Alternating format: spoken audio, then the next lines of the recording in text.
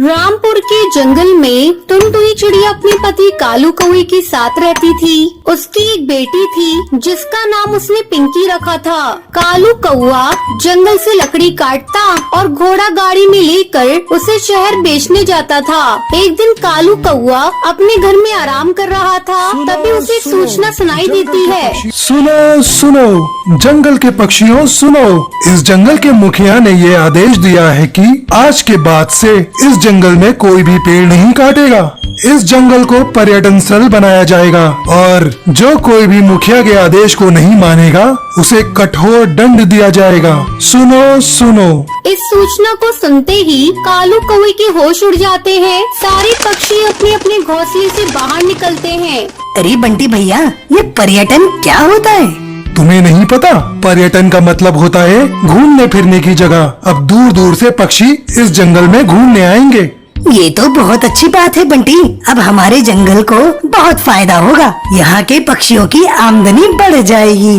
लेकिन मेरा धंधा तो चौपट हो जाएगा। मेरा तो लकड़ी काटने और बेचने का काम है। हमारे बाल बच्चे तो भूखे मर जाएंगे। दोनों पति पत्नी दुखी मन से अपने घोंसले के अंदर चले जाते हैं। अब क्या होगा जी? अभी तो आपने कुछ ही दिनों पहले कर्जा लेकर घोड़ा गाड़ी खरीदा था। अभी तो इसका कर्ज भी आपने चुकाया नहीं। अब आप क्या करेंगे जी? आपको तो कोई दूसरा काम भी करने नहीं आता। अब हम लोग कर भी क्या सकते हैं? टुनटुनी तू चिंता मत कर, भगवान एक रास्ता बंद करता है तो दूसरा रास्ता खोल देता है।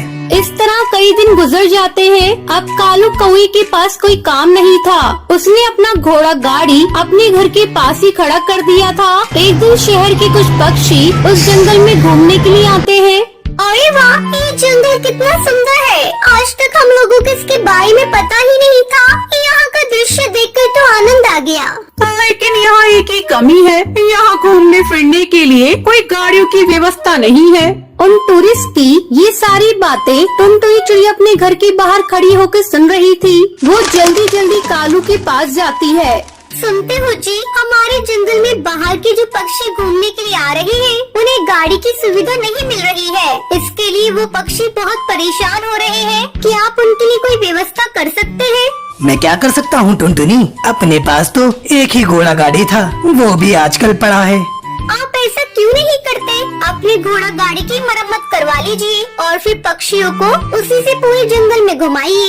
कालू को टुनटुनी का ये आइडिया पसंद आ जाता है। वो अगले दिन ही अपनी घोड़ा गाड़ी की मरम्मत करता है और पक्षियों को फिर उससे पूरे जंगल में घुमाने लगता है। इस तरह कालू कौवे की आमदनी बढ़ जाती है। ये सब देखकर कालू कौवे का पड़ोसी चील जलने लगता है। एक रात जब सभी सो रहे थे, तब चील कालू कौवे की घोड़ा गाड़ी को पूरी तरह से बर्बाद कर देता है और उसका घोंसला भी तोड़ देता है। अंधेरा होने के कारण कोई भी चील को देख नहीं पाता। हमने किसी का क्या बिगाड़ा था जो किसी ने हमारे घर को तोड़ दिया और हमारे घोड़ा गाड़ी को भी। मम्मी, अब हम लोग कहाँ जाएंगे? हमारा घर तो टूट गया।